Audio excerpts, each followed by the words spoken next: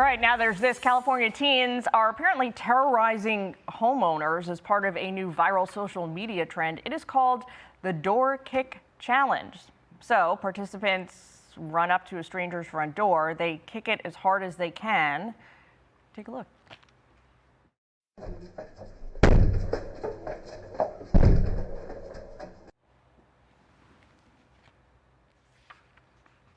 All right, let's bring in Brian Brenberg and Tyrus for this. Tyrus, let me start with you. I mean, you know, rotten kids. When we rotten kids. Kids. I'm arrived. I have my glasses on. I would have my garden hose out if I was to catch those little.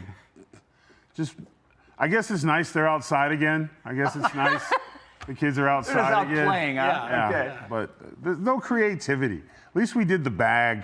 You know, you lit the bag on fire. I wasn't sure if you were going to go there. I mean, we've done pranks. Pranks is, but this one isn't even original. Right. It's dumb. Well, this, you know, they're kicking the door here, and it kind of looks harmless, but I think sometimes it's enough people, and the kicks are hard enough. You basically break the door, and so it's kind of like, well, so what does TikTok exist for? I mean, should TikTok be creating a platform for this? I know the dollar amounts are small, but they've got the AI to figure out when people are promoting these kinds of things. Shouldn't TikTok either take it down or you should send the bill to TikTok and say, I want you to pay for this? So to your point, Brian, some of these families are having to replace doors to the tune of like $1,500, but I don't even think that's the most damaging part. The most damaging part is for people who are inside their homes and suddenly they think there's a home invasion. Yeah, like, you don't know there's a lot of trauma. They're going to shoot through the door. It's terrifying. I think that there's probably a significant amount of criminal liability here. I just think like a company like TikTok, you talk about the liability of social media. I do think when you've got the technology to be able to root this out,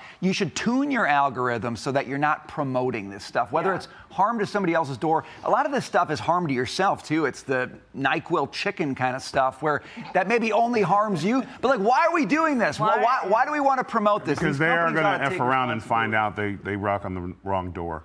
They're going to have. Well, I don't want them to come to your door, but I kind of want them to come to your door. No, but I'm saying there's someone who's going to shoot. They're not going to play. Yeah, it's going to get ugly real fast. Want to ask you guys about this. So, Brian, parents turning to digital detox programs. I think this is amazing.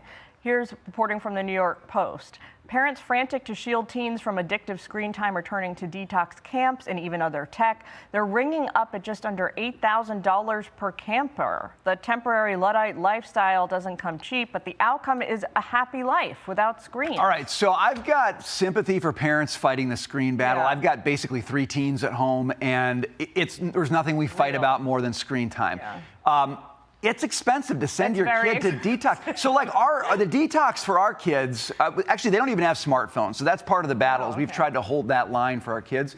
But our girls go work at summer camps. So somebody actually pays them. We're not paying anybody. They have to be the counselors. But one of the deals is you can't have your smartphones at summer camp, right? So it's kind of it's a way to do this without maybe having to fork over thousands of dollars. But lots of sympathy for these parents. Absolutely no sympathy. This is what we've become. This is what we've become. Does not anyone recollect my parents? You just take it away. You break it in half. You pour it in the sink. You pour water on it. That's it. We're done. Lock them in the basement. And you open the backyard and you say, go outside, and just let them sit there. They'll figure it out. Like, take your power back. $8,000 for someone to tell you to express your feelings. I'm going to invite you over for Thanksgiving. I want you to come over for Thanksgiving. Sit down with my kids. I'm sensing you're not into gentle parenting. No. This is good advice. Now, before we run out of time, I want to change gears and have you give advice to young men. I saw a date psychology poll that said 45% of Gen Z men have not approached a girl in person to ask them for a date because they're stuck on these apps. Bill Ackman, the billionaire, started all of this with his famous tweet where he said, you know, back in the day, my pickup line was, may I meet you? Now, he defended that with Maria Bartiromo yesterday. Listen here.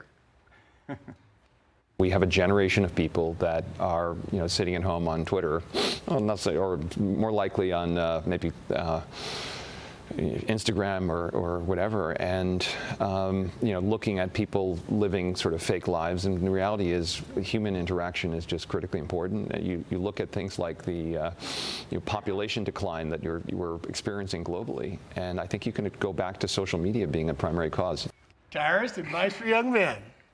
You're not going to take advice from a billionaire, okay? Yeah, may I meet you? Yeah. Yeah, don't do that. Come on. Let's not steer these people What are you? astray. No, I'm a billionaire. Oh, that's riveting.